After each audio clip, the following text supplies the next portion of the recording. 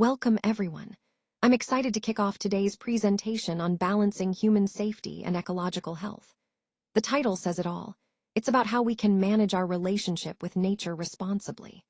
Throughout this session, we'll explore the importance of human involvement in preserving ecological systems and how that impacts both our safety and the health of the planet. So, let's dive in and discover ways to find that vital balance. These events, like fires, floods, and mudslides, play a crucial role in reshaping ecosystems. They might seem destructive at first, but in reality, they remove old, worn-out parts of the environment and make space for new growth. This process is essential for the health and diversity of natural systems. It's a powerful reminder of how nature is constantly changing and adapting. By understanding the power of these disturbances, we can see how they contribute to the resilience and renewal of ecosystems, allowing life to flourish in new and different ways. This idea ties directly into our overall theme of how nature's chaos can lead to renewal and growth. All right, let's take a closer look at what ecological succession actually is. Essentially, it's the natural process by which ecosystems change and develop over time. You can see this progression in stages, starting with the simplest types of plants and gradually moving toward more complex communities. At the very beginning, we have blooming plants, which are often the first to colonize an area. These are typically hardy species that can thrive in disturbed or new environments. As time goes on, shrubs and bigger plants start to appear, creating more structure and habitat diversity. Next, trees begin to establish themselves, forming forests or woodlands that provide even more stability and resources for other species. And finally, in some cases, the ecosystem reaches a more mature stage with well-established trees and diverse plant life, which supports a wide variety of animals and microorganisms. This whole process is really important because it explains how ecosystems naturally develop and recover over time, especially after disturbances like fires, storms, or human activity. It's a key part of understanding how our environment evolves and adapts. Careful management is absolutely essential if we want to reduce human tragedy and give ecosystems a real chance to thrive. You see, humans now live in nearly all natural areas on Earth, which means our activities have a huge impact on the environment.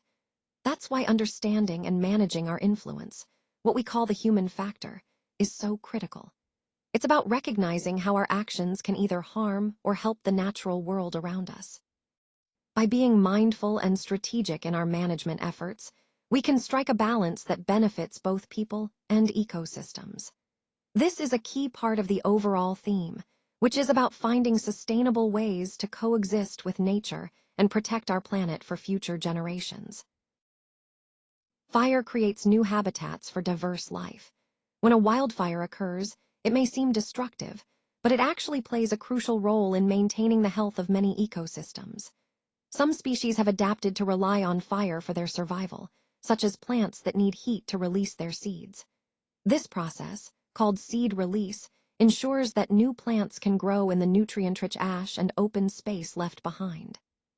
Fire also clears out old growth and underbrush, which might otherwise block sunlight and hinder new plants from thriving. This natural renewal process helps maintain a balanced and dynamic environment, supporting a wide variety of species.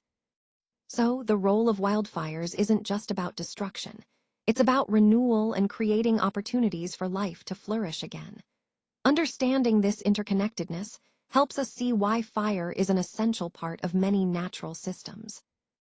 So, as a result of these devastating events, a new national policy of total fire suppression was born. This was a significant shift in how we approached wildfires, aiming to put out every fire as quickly as possible. Now, let's talk about the human impact. During this period, lives were lost across 3 different states, with the number exceeding 85.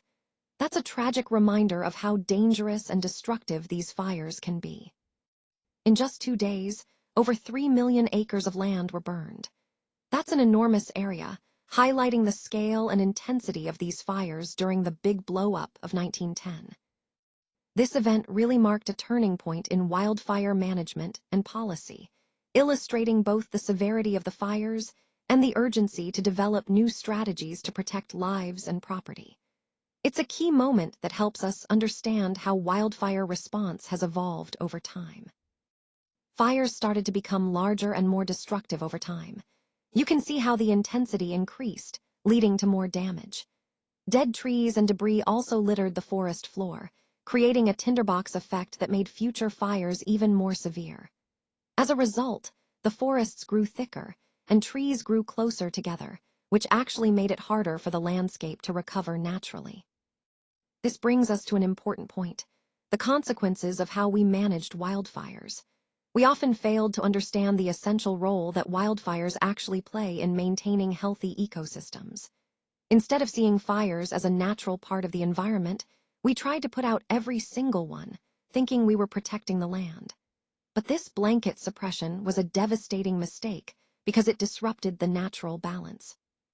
This leads us to the policy we adopted, what I like to call the total suppression approach.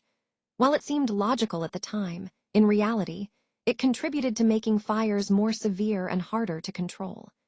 Recognizing this mistake is crucial as we rethink our strategies for managing wildfires and working towards more balanced, sustainable policies.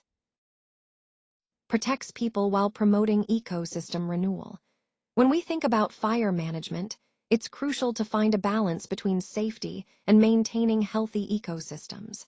This slide highlights how controlled burns serve that purpose. Controlled burns, or prescribed fires, help clear out built-up wood and debris that can act as fuel for large, uncontrollable wildfires. By reducing this fuel load, we significantly lower the risk of devastating fires that threaten both communities and natural habitats. Importantly, these burns replicate natural wildfire processes in a safe and controlled way. Nature has used fire as a tool for renewal for thousands of years, and mimicking these processes helps restore ecosystems while keeping people safe. This approach shows us a better way, using controlled burns to manage fire rather than suppress it entirely. It's a proactive strategy that protects lives and property, while also promoting healthy, resilient ecosystems that can thrive in the long run. Long, sandy islands shaped by ocean waves and winds every single day. These barrier islands are truly dynamic landforms, constantly changing and evolving. They act as natural shields, protecting the mainland from storms and high-energy waves. When we talk about barrier islands, we're really describing a process of continuous movement and transformation. It's fascinating to see how nature is in perpetual motion here, sculpting these islands with each passing tide and breeze. This ongoing process highlights the incredible resilience and adaptability of these coastal features, which ties directly into the overall theme of coastal dynamics and ecosystem resilience. Now, moving on to the next part of our coastal ecosystem, we see areas teeming with life, such as fish, turtles, and wading birds.